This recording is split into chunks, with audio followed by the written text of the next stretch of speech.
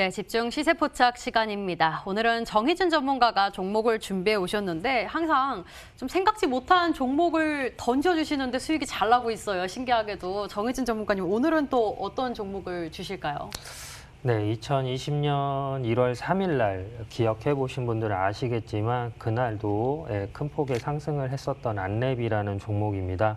안랩, 그다음에 써니전자 같은 경우에는 지금 시청자님을 비롯해서 다들 잘 아시는 V3, 또 안철수 관련주로 상당히 유명한 종목인데요. 2021년 4월 7일에는 서울하고 이제 부산에 보궐선거가 있습니다. 서울시장 보궐선거에 안철수 씨가 이제 출마한다라는 의견을 내놓으면서 최근 주가가 좀 긍정적으로 흐르고 있는 모습을 보여주고 있습니다. 어찌됐든 4분기에 대한 어떤 실적적인 이슈 같은 경우에는 그해 11월 달, 12월 달 주가에 선방향되는 부분이 있기 때문에 실적으로 1월 달에서 2월 달 같은 경우에는 코스닥을 비롯해서 중소형 테마주 위주의 장세가 좀 흘러간다라고 말씀을 드렸었습니다. 오늘 같은 경우에는 또 홍정호 관련주들이 급등한 모습을 보여주고 있는데요. 1월 3일 같은 경우에는 1월 3일에서 1월 4일 같은 경우에는 특별한 재료나 모멘텀이 없는 시점이기 때문에 테마주 장세로서 좀 급등 가능성이 있어서 좀 기술적으로 좀 준비를 해봤고요.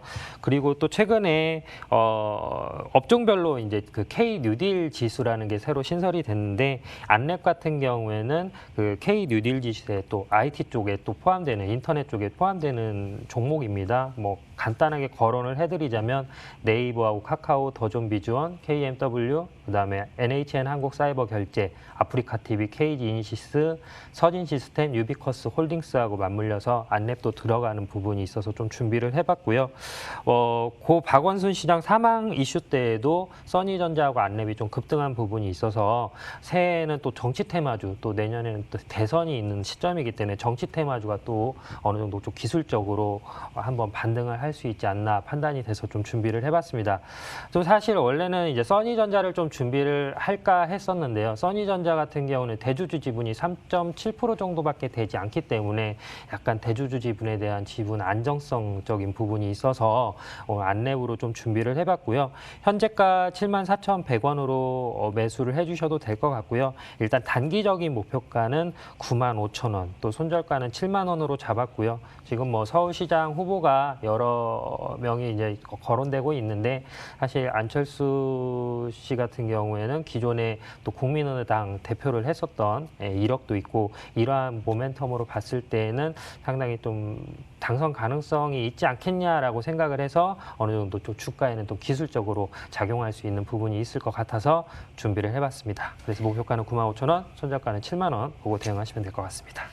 네, 아무래도 정치적 이슈가 있을 때 유독 좀 많이 오르는 종목들이죠. 안랩과 써니전자를 고민하다가 고심 끝에 안랩을 준비해 오셨는데요. 일단 단기적으로는 95,000원 목표가 주셨고 지금 관점에서도 매수는 가능하다고 합니다. 안랩 이렇게 살펴봤는데요. 화면 통해서 다시 한번 저희가 상황 내용 정리해 드리겠습니다.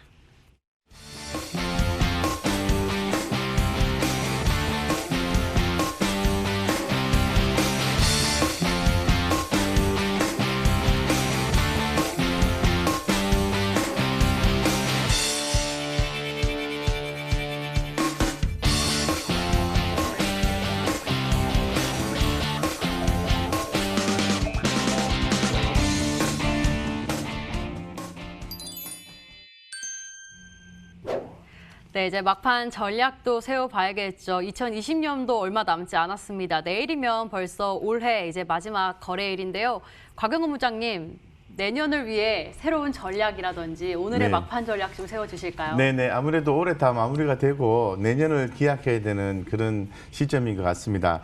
내년 같은 경우에 최근에 시장의 어떤 분위기를 고려했을 때 3,000포인트는 충분히 넘지 않겠나 이렇게 시장을 좀 보고 있고요. 이 과열에 대한 우려 이런 부분에 대해서는 누구나 도 예상하지만 사실 약간의 과열이 있어야 주가는 더 갈 수 있는 거거든요. 그래서 경계감은 이때 현재 지금 시장 상황에 대해서는 긍정적인 시각을 유지하자라고 좀 말씀드리고 특히나 내년 같은 경우에는 백신 보급이라든가 반도체 슈퍼사이클 이 반도체 섹터에 대해서 좀 주목을 하셔야 되고요. 특히나 소재 쪽에 더 주목하시면 좋을 것 같고 그리고 또 지금 현재 지금 올해 좀 마무리하면서 우리가 좀 생각해야 되는 포인트가 좀 있습니다. 그런 부분을 쭉 고려했을 때 많이 있었죠. 동학개미에 대한 새로운 단어가 나왔었고 이 코스피가 최고치를 경신을 좀 했고 공모주 열풍이 있었고요. 근데 제가 좀 주목하는 것은 내년 3월 15일까지 연장이 된 공매도 금지입니다. 이 공매도가 또 풀리게 되면 어떤 형태로든 간에 풀리게 될 텐데 그때 변동성이 나올 수 있으니까 조금 더 좋은 종목 쪽으로 해서 변동성을 좀 약화시키는 그런 쪽으로 해서 투자 전략 짜시는 게 맞는 것 같습니다. 네, 내년에는 3,000을 넘어 3,200까지도 갈 수 있다라는 증권사들 전망들도 정말 많이 나오고 있는데 3,000 넘어가도 3,200 넘어가도 종목별 장세가 워낙 뚜렷하다 보니까 수익 나는 사람만 나고 안 나는 사람은 계속 안 나잖아요. 연말을 맞이해서 내일도 더 깊게 저희가 들여다볼 거고요. 또 다음 달 2021년에도 정확하게 도와드리겠습니다. 시청해주신 여러분 고맙습니다.